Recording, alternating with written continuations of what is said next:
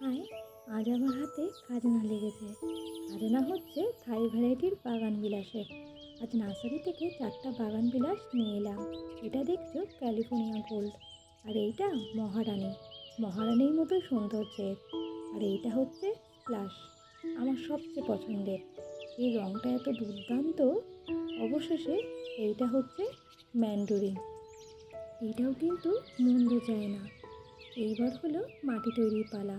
Potting mix হিসাবে আমি নিয়ে নেব 10% construction sand, 30% garden soil, 30% cocopeat, 10% 3 বছরের পুরনো গোবর সার, আর 10% মতো নিয়ে নেব নিম খোল, আর নিয়ে নেব 5% মতো কাপ, আর 5% মতো টেঙ্কুচি গুঁড়ো।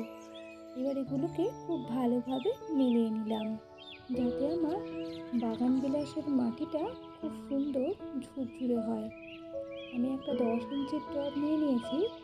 আমি এর বেসে শুকনো পাতা দিয়ে কিছুটা ভরে নেব। তারপর আমার তৈরি মাটি দিয়ে টবের বেশ কিছুটা অংশ ভরে নিলাম। এরপর আমার সমস্ত গাছগুলোকে একে একে প্রতিস্থাপন করে নেব।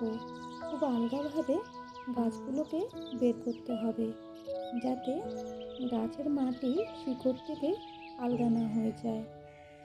গাছগুলি একে একে প্রতিস্থাপন করে নেবার পর অবশেষে আমি গাছের গোড়ায় হালকা করে জল দিয়ে গাছগুলিকে 2 থেকে 3 দিনের জন্য সেমি শেডেড এরিয়াতে রেখে দেবো।